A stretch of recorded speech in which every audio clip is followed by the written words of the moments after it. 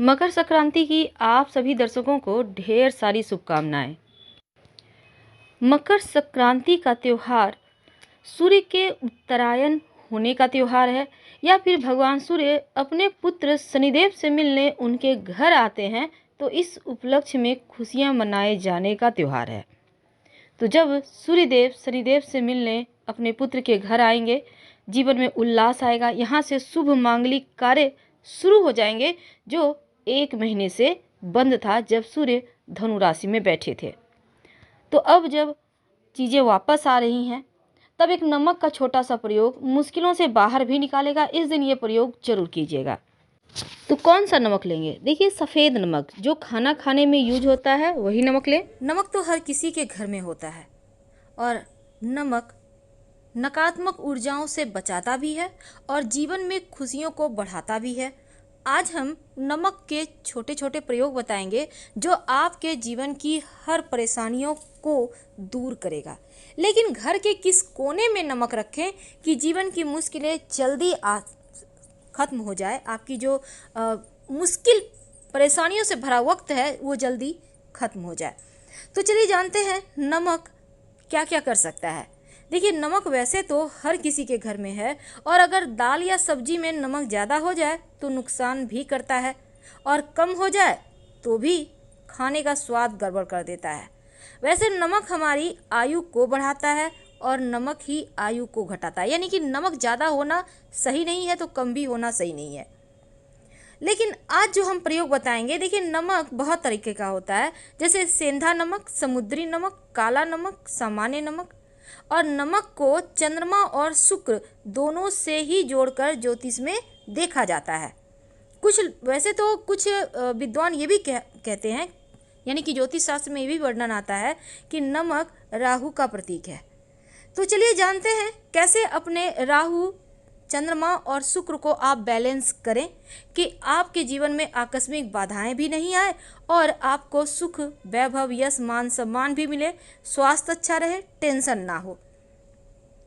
देखिए, ज्योतिष में चूंकि नमक को चंद्रमा और शुक्र का प्रतिनिधि माना जाता है और नमक को यदि आप किसी स्टील या लोहे के बर्तन में रखते हैं तो यहाँ पर चंद्रमा और शनि का मिलन हो जाएगा। शनि का जो धातु है वो है स्टील और लोहा। तो क्या होगा, चंद्रमा और शनि के मिलन से विष योग बनता है। अब यह योग रोग और शोक का कारण हो जाता है। इसीलिए भूल कर भी नमक स्टील के बर्तन में या लोहे में ना रखें। नमक को प्लास्टिक में भी नहीं रखना चाहिए। हाँ, अगर आपको रखना है तो कांच के बर्तन में नमक रखें, इससे बुरा असर भी नहीं पड़ेगा और सुख चैन बढ़ेगा। अमूमन बोला जाता है कि नमक गिरना नहीं चाहिए, तो संभाल के ही यूज करें, क्योंकि नमक का गिरना दुर्भाग्य और विवाद का सूचक है। जैसे ही नमक गिर जाए तुरंत पानी डालकर उसको गला दें और उसको सफाई करके तुरंत उसको ठीक कर लें। तो नमक का गिरना सही नहीं है, क्योंकि नमक के गिरने से चंद्रमा और शुक्र दोनों कमजोर होता है। तो अगर एक दिन गिरे तो कोई बात नहीं, पर 2 दिन गिरे, बार बार गिर रहा है तो फिर आप संभल जाइए और फिर आपको इन मुश्किलों से बाहर निकलने के रास्ते भी ढूंढने होंगे। तो भोजन बनाते समय कई बार क्या होता है, आप नमक डालते हैं, चख लेते हैं, देखिए कैसा हुआ भोजन, कैसे बना है, नमक सही है नहीं। एक तो आपके किचन में वैसे तो बहुत सारे लोग भोजन चखते हैं, लेकिन पवित्रता घट जाती है आपके खाने की। और जब आप किसी भी भोजन को बार बार ऐसे करके जुठाते हैं तो दैवता भी आ जाती है।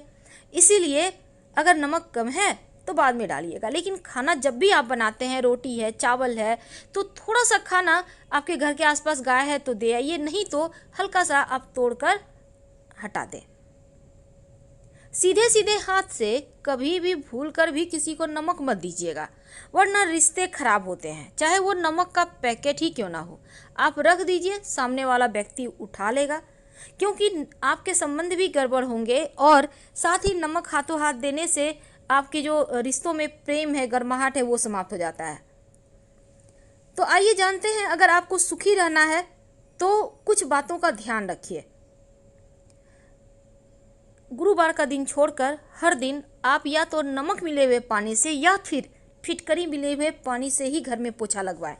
बहुत सारे लोग बोलते हैं नमक मिले हुए पानी से हम नहीं लगाना चाहते, कोई बात नहीं, आप फिटकरी मिले हुए पानी से ही पोछा लगवाइए और गुरुवार के दिन जहाँ तक संभव हो पोछा ना लगवाएं। और गुरुवार के दिन पोछा नहीं तो लगाना है, लेकिन आप पानी में एक चुटकी हल्दी डालकर पूरे घर में छिड़काव कर सकते हैं। इससे सकारात्मकता बनी रहती है।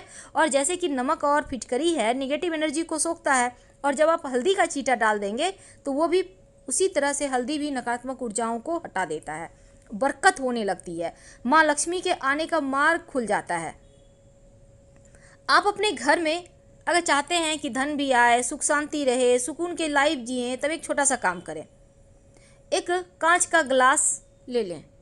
अब इस कांच के गिलास में पानी भरें 3 भाग यानी फुल नहीं करना है आपको, और उसमें 1 चम्मच नमक डाल दें, वही नमक जो आप खाने में यूज करते हैं, ठीक है। अब इस नमक मिले हुए पानी को घर के दक्षिण पश्चिम दिशा में कहीं भी रख दें। संभव हो तो इस ग्लास में लाल रंग का धागा या रिबन बांध दें, या फिर इस ग्लास में आप लाल नेल पॉलिश का भी एक किनारा सा पट्टी बना सकते हैं। पट्टी तो समझ रहे होंगे ना, बस इधर से उधर आप एक लाइन खींच दें। इससे आपके घर में एक तो नकारात्मक ऊर्जाएं नहीं आएगी, दूसरा खुशियां बढ़ने लगेगी। जब लगे कि पानी सूख रहा है तब उसमें पानी डाल सकते हैं, और हर महीने या 2 महीने में इसको चेंज कीजिए। पुराना वाला टॉयलेट में फ्लश करें या गंदे ड्रेन में डाल दें, नाले में, और फ्रेश भर कर रख लें। कभी कभी क्या होता है, घर में भारीपन सा लगता है। बाहर तो बहुत अच्छा लगेगा, लेकिन घर आने का मन ही नहीं करेगा, भारीपन सा लगेगा। कोई पीछे है, कोई किसी ने आवाज़ दिया, या रात में सोते हैं तो लगता है आपके घर में और भी कोई रहता है। तमाम तरह की परेशानियां, मुश्किलें हैं, इसका मतलब किसी ने कुछ कर दिया। तब ऐसे में एक कांच की कटोरी ले लें। याद रखिए, कांच की ही कटोरी लेनी है, छोटी सी ले लीजिए। आपके घर में अगर कांच की कटोरी नहीं है, छोटा सा आपके पास कांच की बर्नी है तो, या ग्लास है, आप उसको भी ले सकते हैं। अब इसमें नमक रखिए। नमक कोई भी ले सकते हैं आप, खड़ा नमक ले सकते हैं, समुद्री नमक ले सकते हैं। अब इस कटोरी को 1 चम्मच 2 चम्मच डाल दें और बाथरूम में रख दें, कहीं भी ऊपर में उठाकर रख दें। और इस उपाय से बाथरूम की जितनी भी नेगेटिविटी है, क्योंकि सबसे ज़्यादा नकारात्मक ऊर्जा तो बाथरूम में ही होता है, तो वो समाप्त हो जाएगी। और हर सप्ताह या हर महीने, सप्ताह हमने इसलिए कहा क्योंकि बारिश के मौसम में जल्दी ही नमक पानी पानी हो जाता है। अगर पानी पानी आपको लग रहा है हो गया है, तो पुराना नमक उठाकर आप टॉयलेट में फ्लैश कर दें और नया नमक उसे भर कर रख दें। यकीन मानिए, आपके बाथरूम के ही नहीं, आपके पूरा घर का वास्तु दोष दूर हो जाता है इससे। अगर किसी कारणवश आप, कई बार क्या होता है ना, आपके घर परिवार में बहुत परेशानी है, टेंशन है, घर में भारीपन सा लगता है, बेवजह झगड़े लड़ाई, धन की मुश्किलें, लोग बीमार रहने लगे हैं, तब एक छोटा सा काम कीजिए। अपने डाइनिंग एरिया में एक नमक की डली, या फिर आप वैसे फिटकरी भी रख सकते हैं, आप कहीं भी छुपा कर रख दें, तो आने जाने वाले लोगों के अंदर जो नकारात्मक चीज़ें होंगी वो ये फिटकरी या नमक सोख लेगा। नमक भी रख सकते हैं अगर आपको खड़ा नमक मिल जाता है तो। कई बार बच्चे जल्दी जल्दी बीमार हो जाते हैं, या किसी की नज़र लग गई, एकदम से खेल रहा था, कोई आके टोक दिया, वाह आपका बच्चा तो बहुत खेल रहा है, बहुत अच्छे से बातें कर रहा है, बहुत बुद्धिमान है, बस बच्चे की नज़र लग जाती है। अब आप क्या करेंगे, 1 चुटकी नमक अपने बाएं हथेली में लें, बच्चे के ऊपर से उल्टा 3 बार या 5 बार उबार लें, और इसको बेसिन में नमक को पानी के सहारे डाल दें। तो इससे क्या होगा ना, आपके बच्चे की नज़र उतर जाएगी। अब आपके घर में कोई है जो लंबे समय से बीमार हैं या बार बार बीमार हो जाते हैं, तब क्या करेंगे, तब एक कांच की कटोरी में ही, याद रखिए हर जगह नमक आपको कांच में ही यूज करना है। वैसे आप प्लास्टिक का भी यूज कर सकते हैं, पर कांच ज़्यादा अच्छा है। तो कांच के बर्तन में जो व्यक्ति बीमार है उनके सिरहाने, बेड के नीचे आप नमक रख दें। और ज़्यादा बीमार हैं तो रोज़ चेंज करें, अगर कम बीमार हैं, हल्की फुल्की चीज़ें लगी रहती है, तब हर सप्ताह इसको फ्लश करते रहें, पुराना वाला नमक और फ्रेश नमक रख दें। देखिएगा उनका स्वास्थ्य जल्दी ठीक हो जाएगा। तो अब हम एक अंत में आपको वास्तु दोष मिटाने का एक छोटा सा प्रयोग बताते हैं।